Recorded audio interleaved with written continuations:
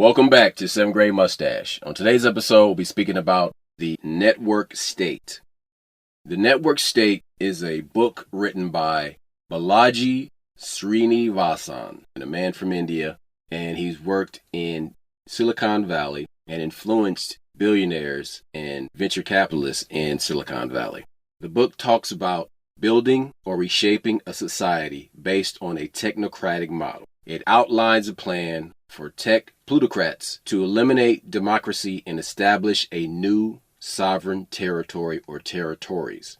These territories are subdivided into administrative zones. These zones or cities are populated by people that enter into agreements to use only cryptocurrency, and these zones have no or little economic regulation. In September of 2024, Balaji Srinivasan announced the Network School, a 3-month learning retreat marketed to people interested in network nations, a kind of utopia for the anarcho-capitalist crowd. The first class had 150 people, and as you can imagine, it's only going to grow from there. So in his book, The Network State, which has been read by Elon Musk, there are all these crazy ideas that you will find disturbing, actually. But it makes sense when you consider this guy's background. So I will now take this moment to remind listeners that the suffix G-J-I is a Hindu-Indian suffix given to people considered a guru. His first name is spelled B-A-L-A-J-I, Balaji. Now, in his own words, what I am really calling for is something like tech Zionism. He compares himself to biblical characters like Abraham, Jesus Christ, Joseph Smith, who founded Mormonism, Theodore Herzl, who is the spiritual father of the founding of Israel, and Lee Kuan Yew, the former authoritarian ruler of Singapore. Balaji revealed his shocking ideas for a tech-governed society where citizens loyal to tech companies would form a new political tribe wearing gray t-shirts. And if you see another gray on the street, you do the nod, and you would say, oh, you're a fellow gray. The gray t-shirts would feature Bitcoin or Elon or other kinds of logos. Grays would also receive special ID cards, providing access to exclusive gray-controlled sectors of the city. In addition, the Grays would make an alliance with the police department, funding weekly policemen's banquets to win them over. Grays would embrace the police, all in on the police. What does that mean? Basically buying them out. That means every policeman's son, daughter, wife, cousin, or sibling should get a job at a tech company in security. In exchange for extra food, jobs, and other perks, cops would pledge loyalty to the Grays. Srinivasan recommends asking officers a series of questions to ascertain their political leanings. Yeah, socialism and communism. But on 10, They Live is the first movie that comes to mind. Dude, they just had it on last week. I forgot how scary that movie is. And accurate. An alien species comes to Earth and colonizes physical reality through corporate greed. Hold it, you said They Live. No, excuse me. They showed V last week. V from the 80s. Mm-hmm. V for, what is V for? Visitor and Victory and all that. Excuse me, not They Live. But V was what they showed last week, the miniseries. And I'm like, this is some shit right here. If you wanted to see what the world's going to be like, this is what you need to be watching. Either They Live with Roddy Piper or V that had everybody in it from the 80s. Fascism, by any other name, is still the same. Balaji envisions a gray pride parade with 50,000 grays. They would start to say, whose streets? Our streets. You have the AI flying spaghetti monster. You have the Bitcoin parade. You have the drones flying overhead in formation. You have bubbling genetic experiments on beakers. You have the police at the gray pride parade. He compared his color-coded apartheid system to the Bloods versus Crips gang rivalry. The Grays will rename city streets after tech figures and erect public monuments to memorialize the alleged horrors of progressive democratic governance. Corporate logos and signs will fill the skyline to signify gray dominance of the city. This guy sounds like somebody that is created by intelligence agencies, only to be thrown away by them later. then to reappear in a new war on terror, a reason to crash whatever the current economy is and fund a war. Bin Laden, Saddam Hussein, they always begin the same way. On their own, these words sound like lines scribbled in a journal, but with enough money and exposure, they become dangerous. So these ideas represent the worst form of oligarchy. They use the cultural camouflage of patriotism and freedom. The newly formed Department of Government Efficiency exposed a great deal of government waste and government cover-ups. Elon Musk wants to build a technocracy.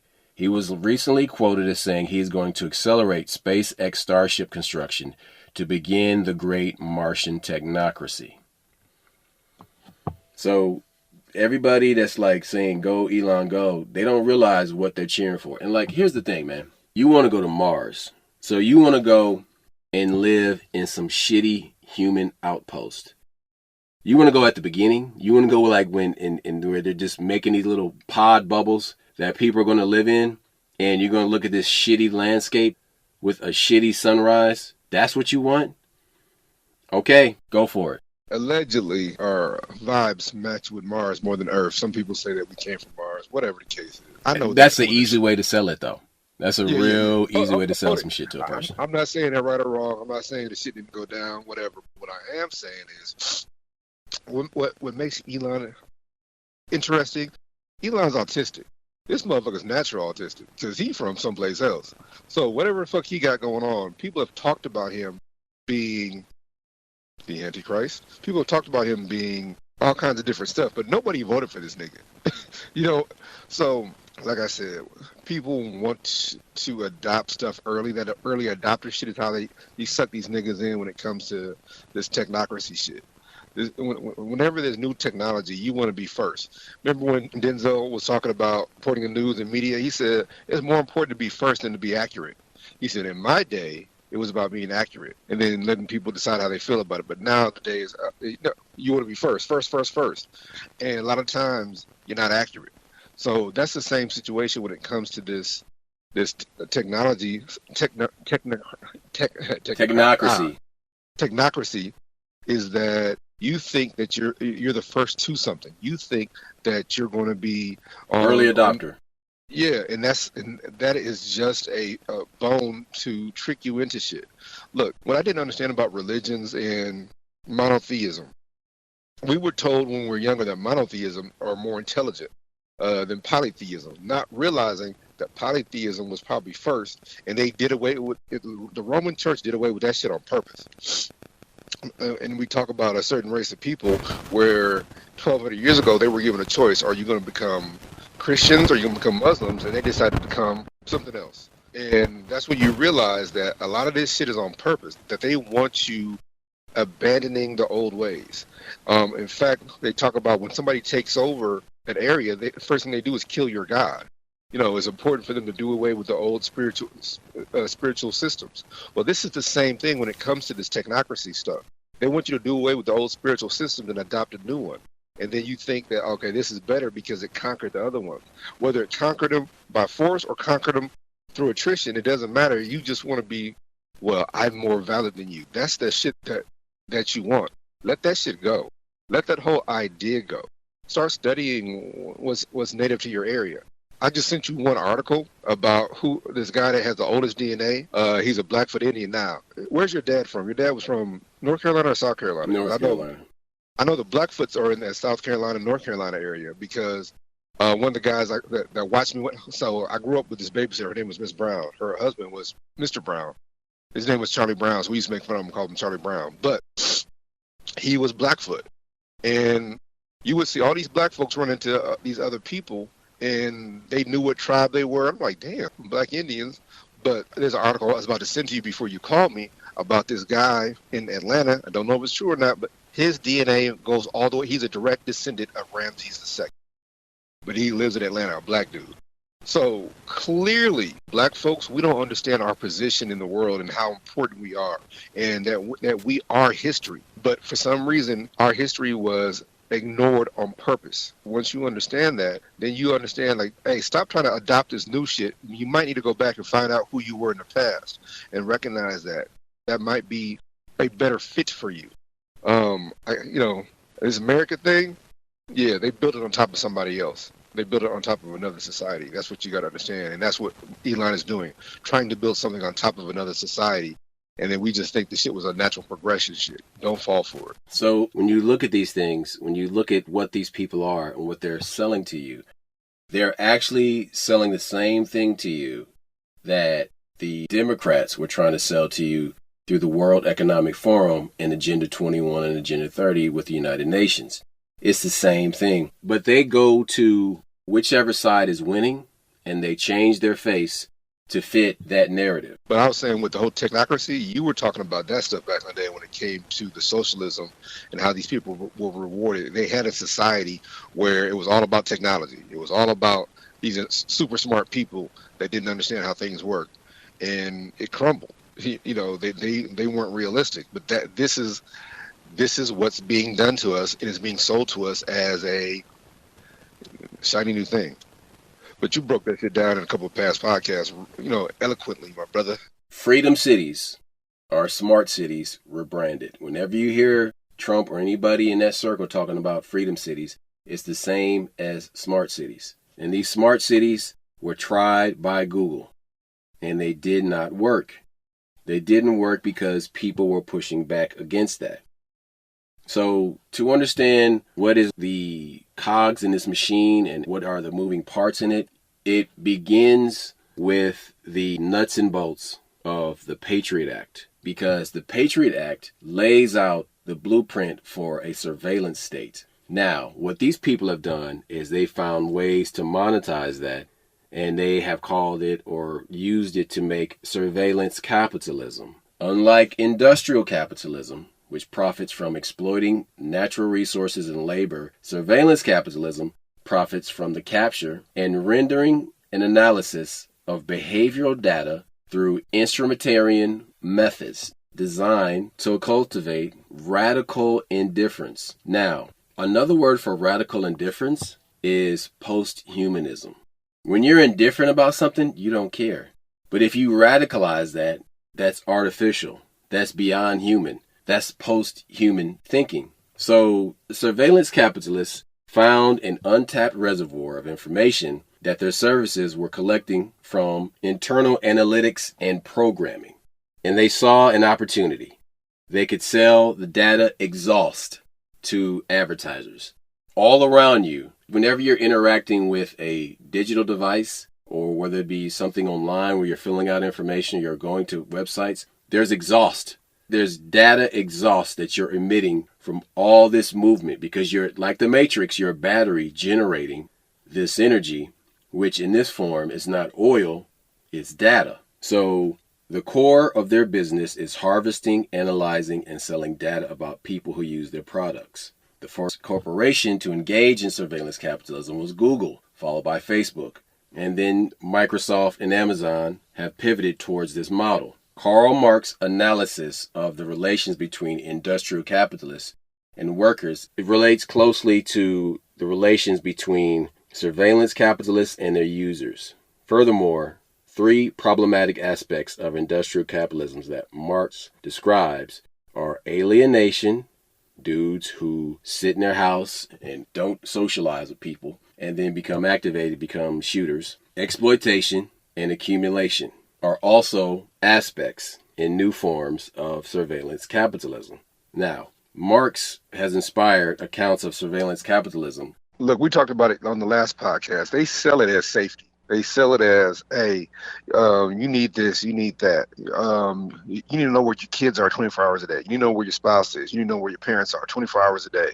And if you don't, then you're not a good whatever. You're not a good dad. You're not a good wife. You're not a good lover. You're not a good child. And then next thing you know, they sell you a subscription to something, or they download an app on your phone, or you use GPS on your car. And next thing you know, you've given away your anonymity. So the surveillance state is subtle, and they prey upon your desire to be good at something or be a good person. But that shit is bullshit, my nigga, for real. You got to think about what is behind this. So people from India are used to a caste system. Yeah. And you're locked into that and there's no upward mobility. You cannot move. So when I see a guy with G on the last name, J.I., his parents just thought he was going to be some kind of guru. Well, apparently he's a guru for these technocracy-minded people.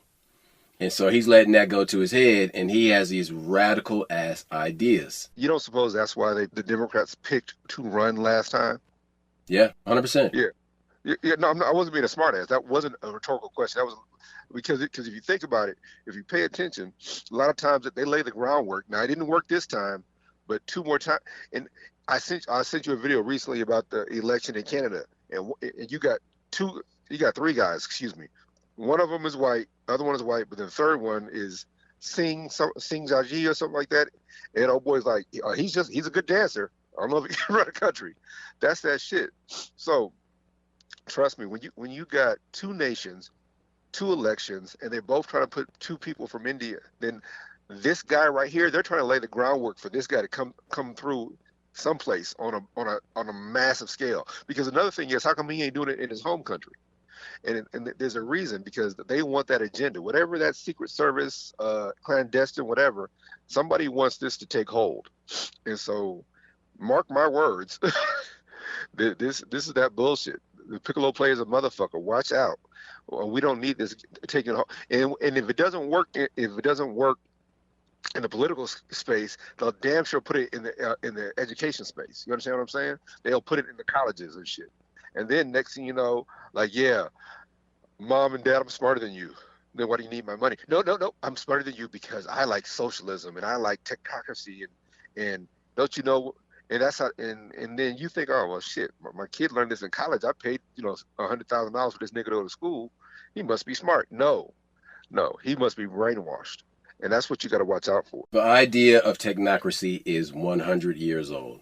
Howard Scott and Elon Musk's grandfather were major influencers behind those ideas. It is a social mechanism that is based on a sequence of functions. The economic function, the transportation function, the industrial function, and the educational function are just a few of them. That is managed by the Continental Control. This is composed of no less than 100 people. That is also called a technate. The Continental Director is the appointed CEO of the technate. The technate only works with behavioral control. Freedom of speech is not a part of that society. So you see this beginning to happen with Twitter, now called X, where everybody complained about Twitter was censoring them. Well, some people are censored even more now that Elon Musk runs Twitter, even though they are advertising it as this freedom of speech platform. But see, he's also been quoted many times saying that, well, it's not really a freedom of speech platform. The behavioral control is a big part of this. Now, algorithmically, this is starting to take shape through social engineering on social media. Ask anybody that has been shadow banned on social media. Well, you're listening to 2. Social engineering, I don't think they understand how powerful it is. It's almost like hypnotism on a massive scale. You know what I'm saying? Mm-hmm. I think it's also subtle, and people don't understand that. I want a good grade. Hey, I want this. Hey, I want to be liked. I want more likes. That's some Pavlov's dog shit, my nigga. You know that. I mean, I hope they know what Pavlov's dog is, but it's one of those things where don't explain it. Don't fucking explain it. I wasn't going to. What I was going to say is one of these things that changes your behavior, and it's no longer there, and you still behaving that way. You don't have to have the phone in your hand for you still to be, craving or desiring people to agree with you or like you. That's what I was going to say. Technocracy failed in the 1930s because it was too far ahead of its time for the 1930s. Now that technology has progressed to its current point, they are closer to making it real. They call people human animals. That requires social engineering. The main driver behind technocracy is that there is a technological solution to all problems. Apply the right technology or more technology to solve the problem. DOGE, the Department of Government Efficiency, began using artificial intelligence to evaluate the performance of people. Post-human problem solving. Why do we need artificial intelligence? What's wrong with real intelligence? Because it's controlled. If Exactly. you are creating this form of intelligence, you're creating the perfect slave that can do what you needed to do without question. And you create a fake authority, and people follow. Oh, that's artificial intelligence. It must be smarter. No, you've seen these. Me and you talked about this, like I said, early on in our podcast career. When we were kids, they would always put a computer up against a person, and the person would always win.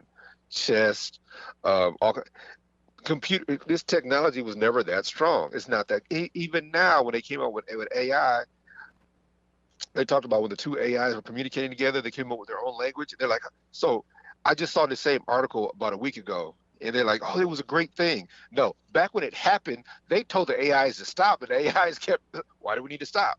So isn't it funny how this exact same thing, like you said, didn't work in the 1930s? They're just rebranding it. And they tell you from a point of view of success and good. No, this AI shit is bullshit. Okay. It doesn't care about people. So let's talk about this network school that he teaches and he speaks at. So he sees this thing that he's trying to create, this technocracy, techne, as a decentralized country. So this guy is big into cryptocurrency.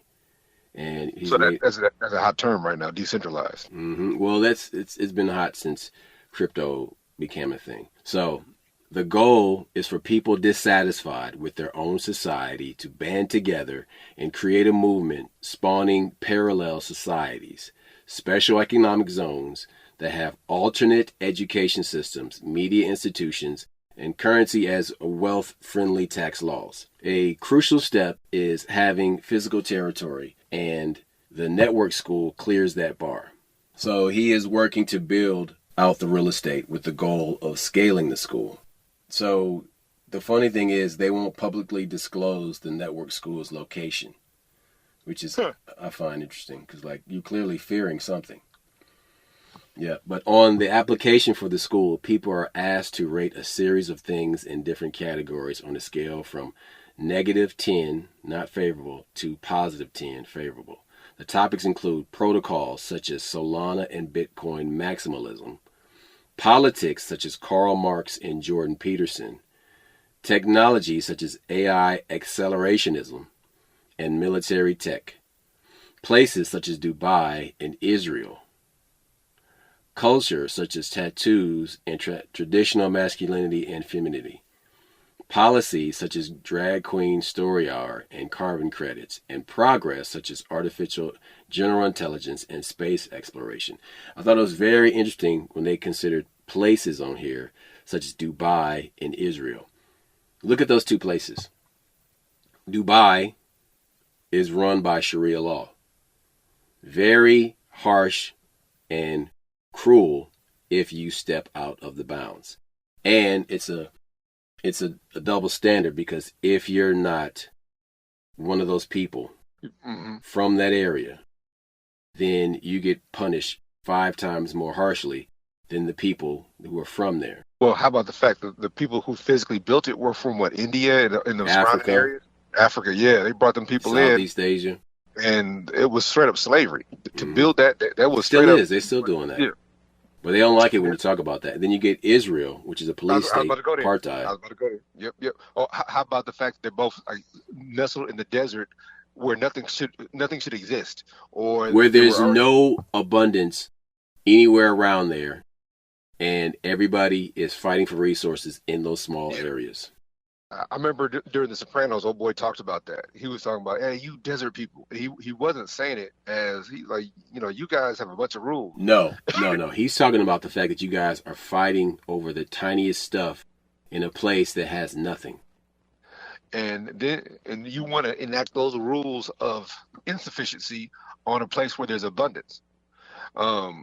There's been a bunch of books that talk about the ice people and the sun people, people who are raised in abundance, people who didn't have to kill animals all the time to eat. It wasn't necessary. That's why it was so easy to enslave Africans, because they were just living off of just enough to get by, and they weren't, trying to. There's wars, and No, no, tribal no. wars. But what I'm Yep, saying yep, yep. is, in a place of abundance, you don't have to struggle to get anything. But then you get these people who don't have it, who come from the lack of materials and resources and lack of abundance, and they show up with their weapons and they want to take these people to go work for them, and then they take the resources from that area. Look, they always talk about how Africa was conquered or whatever, but they use the same rules for America. When they got there, our people shared with them. Either our people were wary of them, but hey, you just came from someplace else. Let me give you Or food. you had them sellout ass motherfuckers Yeah, oh that no, would sell his own people yeah. to Well, the even if it Europeans. wasn't his people, it would be It might even be a adjoining tribe. neighboring tribe or somebody Yeah, his yeah, yeah, neighbor. yeah. But but what I'm saying is that when most of these motherfuckers came over, they were starving. We helped, and you see that same behavior in America. So again, whenever somebody tries to say that Native Americans walked over that land bridge in Asia, like y'all motherfuckers really think that we didn't have boats back then, or y'all motherfuckers really think that there weren't people already over here? But that's another conversation. What I'm trying to point out is that they had similar behaviors to people in Africa. There's a good chance that a lot of the people probably came from Africa, or people in Africa came from Native America. Don't know. But what I'm saying is that they shared their food and their resources with these foreigners, and these foreigners took their land and killed their people and took their women. I just saw an article about them people down. I forgot the name of this tribe in Mexico. So the Spanish couldn't beat them. The Mexicans finally beat them, and then they made them marry. They made them marry Chinese men just to kill this tribe off. Now finally they got their own land back, but the river that came from America down to them is being used by other people. So now they're trying. They literally, when these Europeans try to kill somebody off, they try to kill somebody off. So let's go back to what we're talking about with this technocrat shit. Don't be surprised if they start giving you some kind of card saying that you're this and you're that, or they start, or well, you know what, you're the right race, or you're this, or you have this kind of blood in you, because that's how they do it. They eliminate your past and then they dictate your future. So that's the kind of shit you got to watch out for, because they did it to us before. Um, I told you I had dinner one time with some friends of my wife, and when her mom said, I thought they were Mexican, but they were Native American. Her mom said, "Yeah, we were sent to school forced not to speak our language." I'm like, "What, Spanish?" No. No, they call those government schools. Yeah. They had them in Um, Canada also. Here's the other crazy part. There are over 500 native tribes.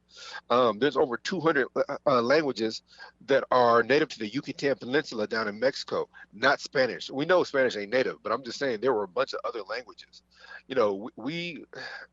We've been brainwashed to think that how and whoop, whoop, whoop, whoop, whoop, that was Native American and shit. And motherfuckers is with feathers. And there's more to it. There's so much more intricacy to this. And a lot of races were done really, really, really bad. And again, just because we don't know their names, or just because they're not on TV on Cowboys and Lone Ranger, there were other tribes. So, and like I said, a lot of black folks are Blackfeet. They are the Blackfoot tribe, and you realize like, oh damn. So if this dude, his DNA goes back 17,000 years, then he predates a lot of people that you say were walked over that land bridge. But again, that's another conversation. What we're talking about is don't give up your identity for something that for a new identity that does not serve you very well. And that brings me to my next point. If you were to look at Chuck E. Cheese from a modern perspective now, you'd be like, man, that's some creepy shit. It's a fucking con and it's a total ripoff. Okay? Now. Hey, it's rip off for Showbiz. Hopefully Showbiz was first. Come on, nigga. Yeah, that's what I'm talking about. Showbiz Pizza Place. But I want to highlight this because it's important. Because what that was a guy who took shitty pizza, video games, and animatronics and made millions and millions of dollars. He was selling Atari, yep. Yeah, but he was selling an idea to somebody, right? To kids. And it was really, in some ways, it was like a cheap form of babysitting. But what it was to like little kids in the 80s, this was fucking amazing, right? Because, technology, video games were starting to like blow up and everything. But you have to consider what these guys are offering. What Silicon Valley and those billionaires want to offer. They want to placate you with technology and give you this slow IV drip of technology and make you think things are advancing. But it isn't. It's the same with the oil companies have been doing with the combustible engine since for 100 years. Holding back technology, holding you back. Exactly. So, and I'm not saying the electric car is better. That's not what I was saying. No, I'm simply saying. But it's been around for 100 years. We know about that. So I'm telling you that when you go to these technates, when these sovereign, separate countries that they want to form, that will begin as neighborhoods, that will begin as subdivisions, they're going to offer you this IV drip of technology. Now, what kind of things are going to be in there? Think of it like this. For decades, science fiction has imagined what could conjure entire realities on demand. From Star Trek's holodeck to Ready Player One's Oasis. We have always dreamed of stepping into persistent virtual universes. A world where we can explore, create, and interact with limitless freedom. Where anything we can imagine is possible. These virtual worlds weren't just static environments. They were alive, dynamic, responsive, and evolving. Today, as we move closer and closer to the real-world equivalent to the holodeck, there is something to think about in the form of, or something similar in the form of world models. A world model is an AI model that generates environments with embedded understanding of the physical world. Just like ChatGPT generates text and Midjourney creates images, world models can generate entire spaces. But they go further. They just don't create visuals. They stimulate how objects move and how environments change and how physical forces interact, allowing users to engage and play within these worlds in ways like a video game. So think of like a world that you see in a first-person shooter where you're walking around and you have this POV of this landscape. It's like that. So it's generating this reality based on where you turn. So it has a general map that is created and then models within that world and shapes and structures. But then it, based on your interaction, it changes things based on where you go. World models already promise real-world applications for anyone who works within the space, whether it's physical or virtual. Anyone whose job involves game engines today stands to benefit from world models. These people are robot engineers, film studios, game developers, XR creators, architects, urban planners, interior designers, and this is just the tip of the spear. Near-term use cases we can envision today. The most exciting part is that world models could eventually open the door to entirely new experiences that we haven't imagined yet. Two paths to infinite worlds are 3D versus interactive video. Native 3D world models are built with innate 3D representation created from text or image prompts. The 3D representation creates structured, explorable environments with depth, persistence, and interactivity. This makes them especially useful for applications that require spatial understanding, from game development to industrial design. Video-based world models generate dynamic, unfolding sequences, using past frames and user inputs to predict future frames, creating a visually rich, interactive experience. These models are powerful for narrative, cinematic, and time-based applications, but struggle with interactivity and persistence. Each of these categories presents unique opportunities and challenges. So in the video approach, the video world models, they work by generating sequences of frames in response to the user input. The model tracks what has happened in previous frames, processes user actions, like pressing W to move forward or whatever you have on the joystick, and predicts what the next frame should look like. Think of it as an AI continuously painting the next moment of a scene based on what came before and what the user wants to do next. But that's the whole holodeck thing. Remember how the holodeck would look when they didn't have images up? It was just a bunch of squares that were Do moving. you remember that video that we looked at on Instagram? And it was the black dude that worked for Industrial Light and Magic and all these visual effects companies, and he created lightsabers. Lightsabers, yep. And he created the actual working holodeck, meaning a treadmill floor that you could walk in the holodeck room and move while you step in this environment. While you're wearing a VR mask, that's the start of it. But the holodeck, we grew up on Gem and Hologram, so we heard about the term hologram for years. Hold on. Jim and the Holograms came out like after I knew crazy shit about holograms, because there was this video game I remember one time, and it was at the base. In the base BX, there was an arcade.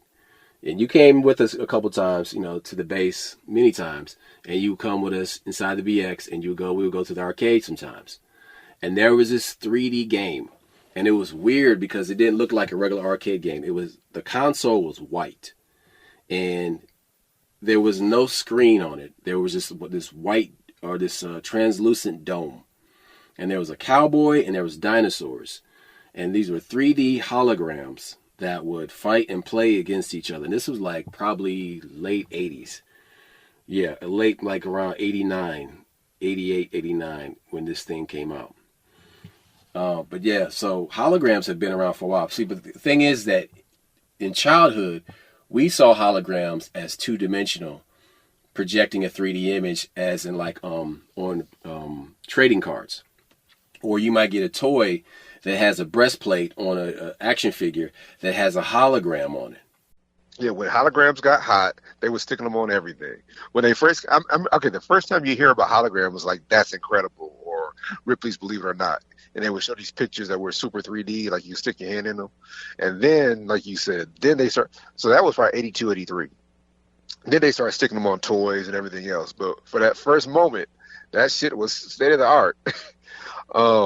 But it's still the point we're making is that it's a fake image that people want to see, or it's an image that has more depth than it probably should, and because of that, they want you to fall in love with the idea of that we're creation, that we're playing God, that we're creating these images, and these images are to deceive you, put you in a different state of mind, make you think that you're successful when you're not. How many times have you seen those shows like Minority Report? Remember there was a scene where there's like this hologram shit, and these motherfuckers are in there, and there's a scene where you're the man, and all these people tell you. Yeah.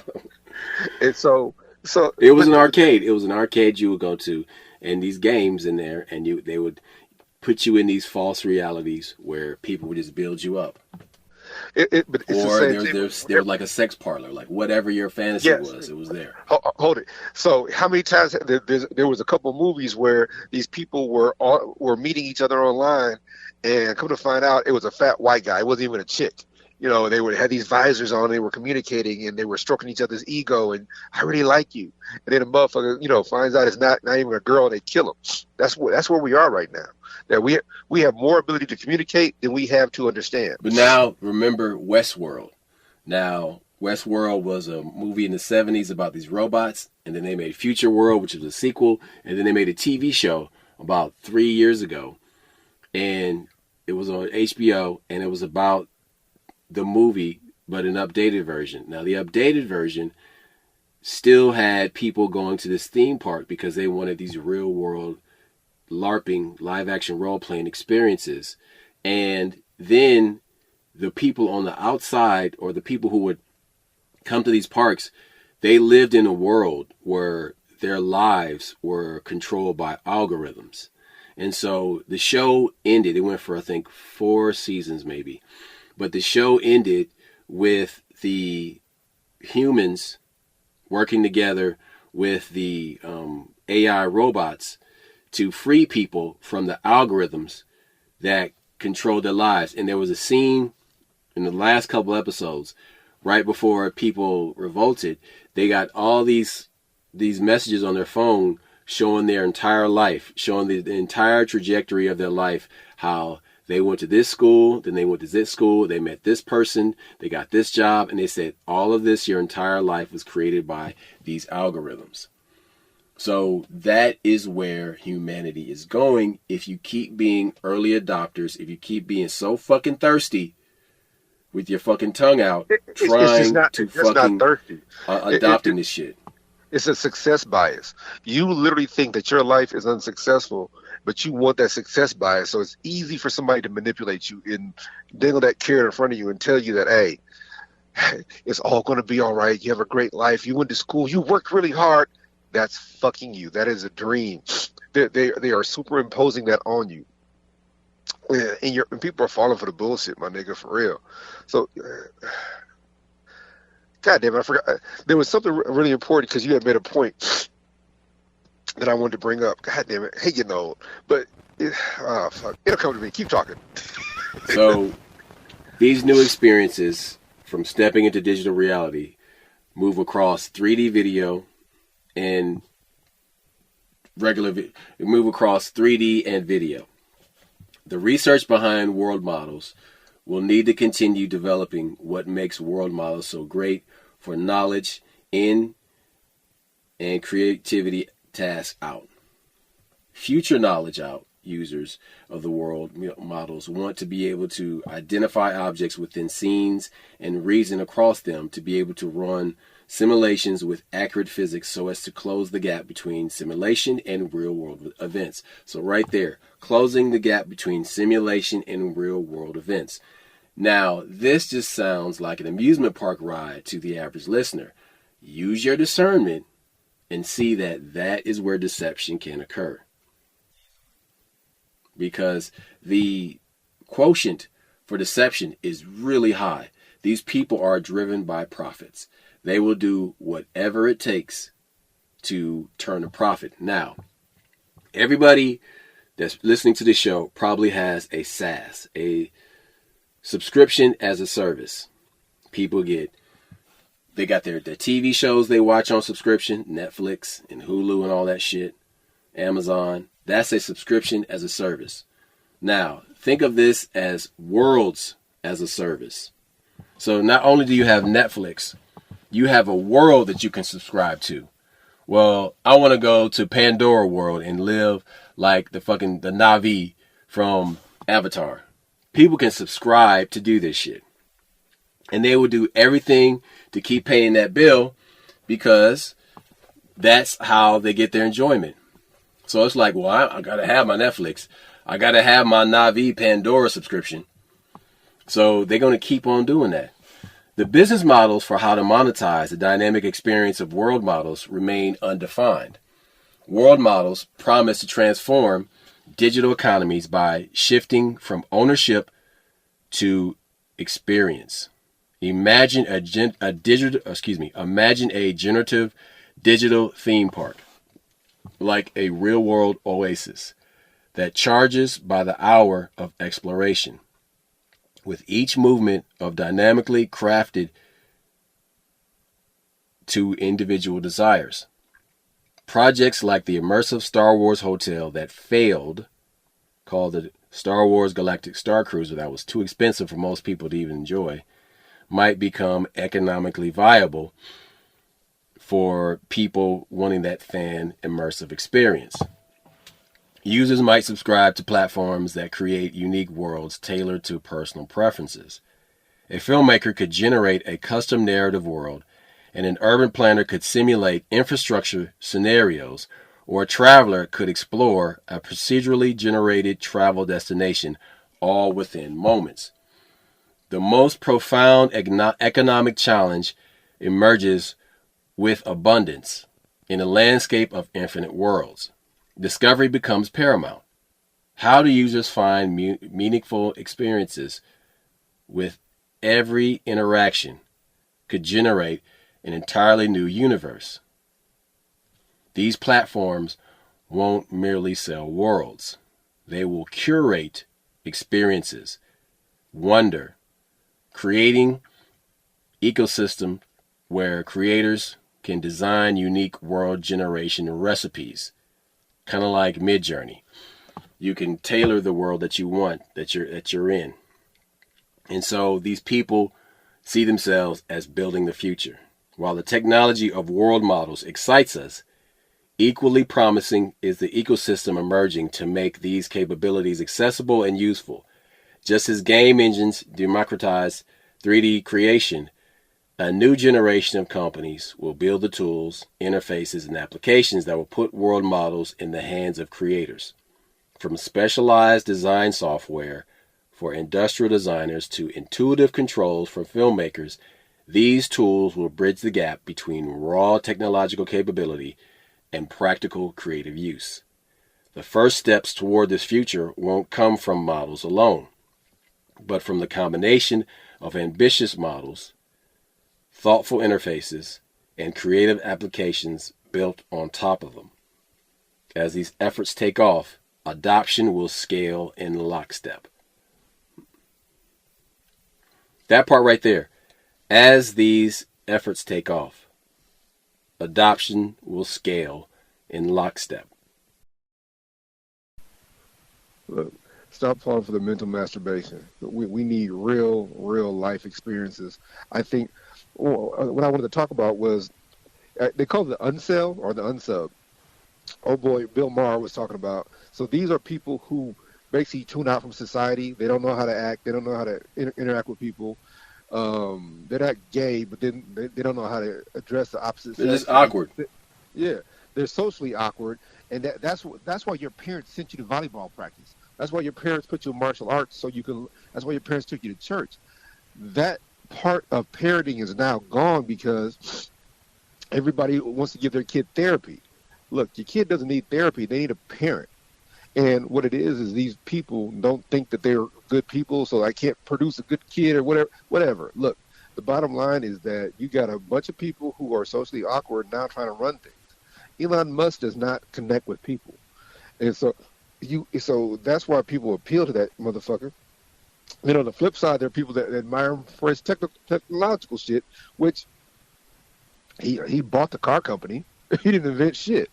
He used the money from PayPal He Mafia. won't even give credit to the man the company is named after. Yeah, he said Edison is better than Tesla because Edison was able to monetize. There's an interview where he talks about it, but he called his car Tesla because Nikola Tesla is the reason we have AC current. He's the reason that most of these inventions. He helped Marconi with the radio, that kind of shit. So yeah, that's why he picked the name Tesla. Well, hold it. I think the company was called Tesla when he got there. That's what I think. I'm not sure. I don't know but here's my point: is that we are so unsatisfied with our lives that we're willing to take a fake life to make us feel better, just like drugs, just like anything else. And that's what these people are banking on, that we'll be able to create a fake life for you individually. Like when you watch The Matrix, the real people are in those pods living life, but they're really being used as batteries. That's the problem. You're more worried about how you feel than how you are. And again, I had this conversation with my daughter years ago. I said, do you want to feel safe or do you want to be safe? Like, you can feel safe, you can feel great, but you're a cog in the machine being abused. You're a slave. You're just a battery, as in the Matrix.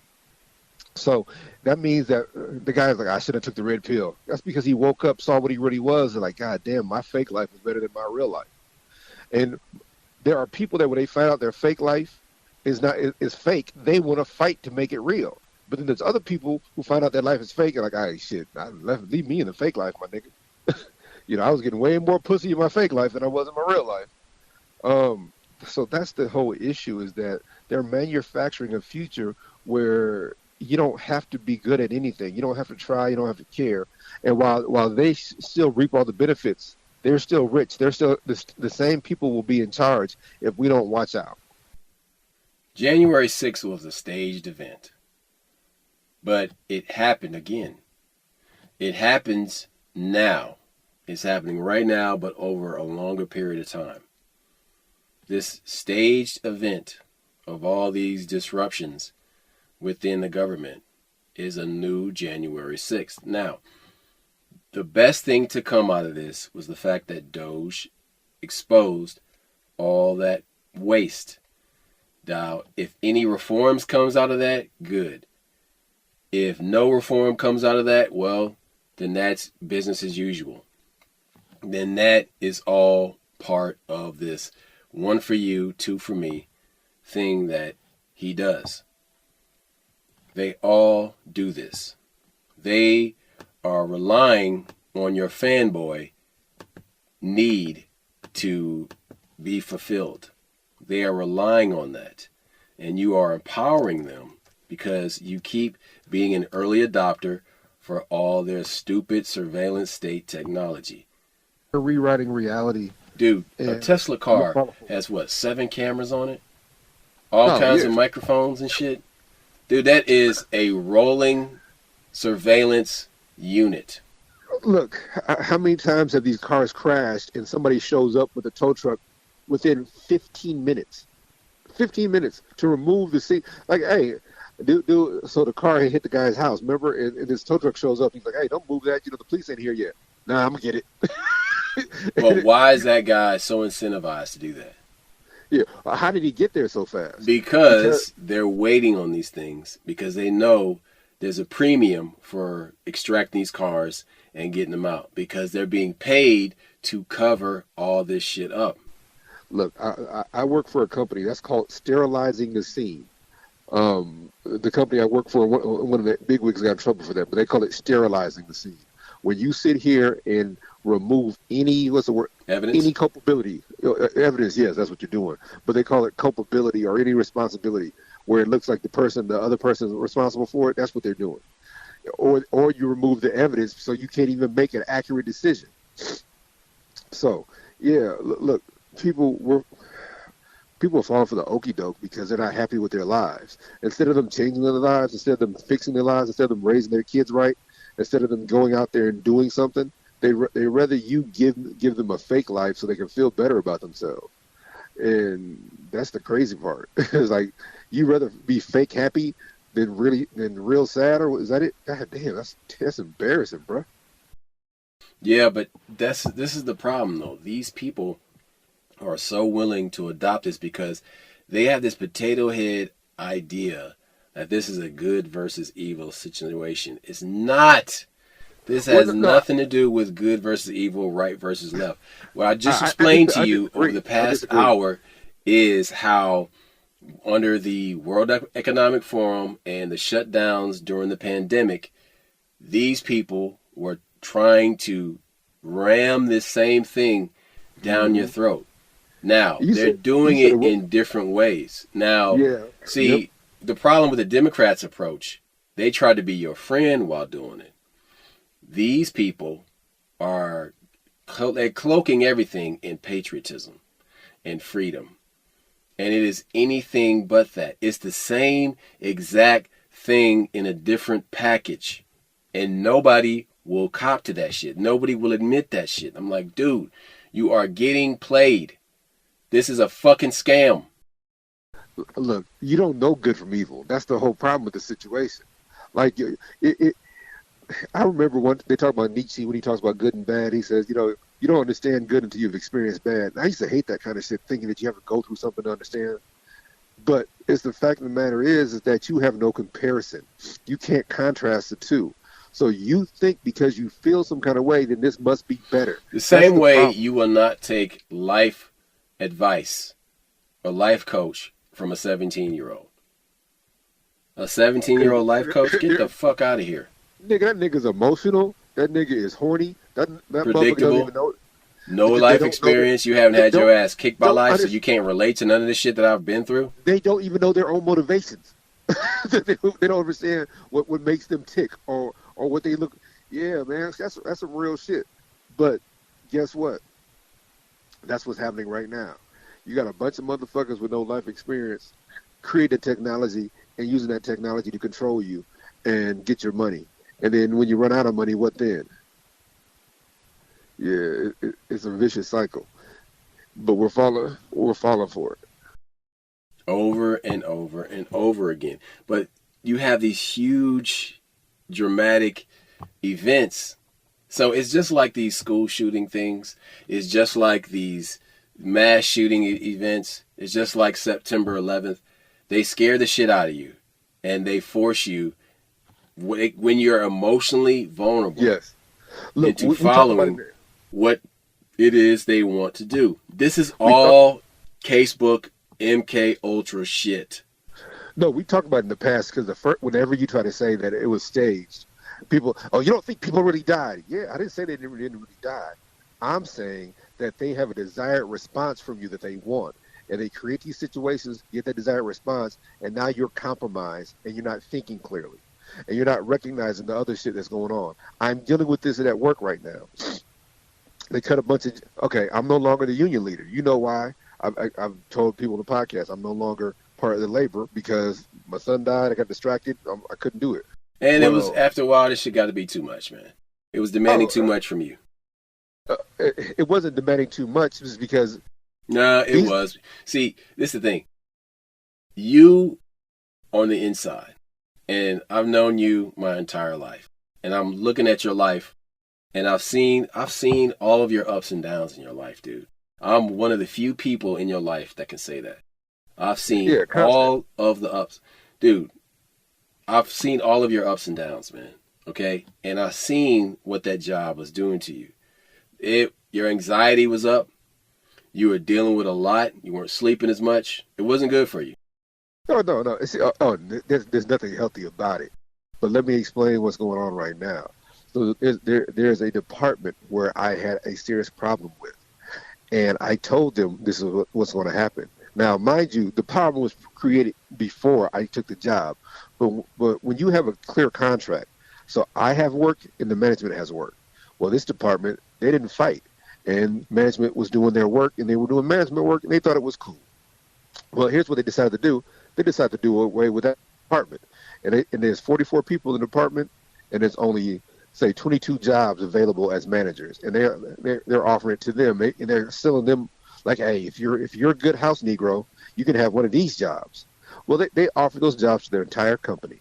Now, what's going to happen is they're going to force those people to a different department, and for whatever reason, people are like, well, what can we do? I'm like, well, first things first, you shouldn't let managers do your work. Second, when I was local chairman, when I was in charge of the union, I fought that. They tried it when I was there. They didn't want to deal with me. They didn't want me in their office every day. They didn't want me bringing up parts of the agreement that they didn't know existed. That's what I did to fight it. You have to fight. See, here's the problem with this younger generation. They watch TV. They think fighting is about winning. When I was a kid, my mom told me one time, is like, hey, you're not gonna win every fight, but you make sure that nigga don't want to fight you no more. Do you understand what I'm saying? My mom was like, yeah, you get a stick, you get a brick, you bust that nigga in the head. Like, you might not win the fight. They might jump on you, but they will not want to fight you no more. I took that with me when I was fighting this company of 48,000 employees. They make $12 billion a year. I'm not supposed to win, so that's what I'm like. I'm not trying to win directly, but I'm trying to make sure that you guys have to think about every move you make, and that's what I did. Now, with the motherfucker they got now, they ain't got to think about every move they make, because sometimes your inactivity, whether it's laziness or ignorance, you're trying to figure stuff out. They're making 3 or 4 moves. They've cut other jobs while they were doing this, and everybody's talking about this one incident, but none of them see that they're doing the shit to other people. Or how about the fact that we have a monthly union meeting, which happens the first Tuesday of the month? When do you suppose they made this announcement, my brother? Wednesday morning at 10 a.m. So now you're stuck talking about shit. So when I say, it wasn't too big, I was doing it. What you're saying is it was destroying my personal life. It was just probably destroying my health too. That is true. But it's because I took this shit serious. But this is what we're dealing with in our society everywhere. I remember one time when me and you and your brother were talking one time, and your brother was describing what was happening with his company. And I had said something. You're like, oh, man, let him talk. I'm like, no, that's not what I'm saying. What I'm saying is you guys think that's exclusive.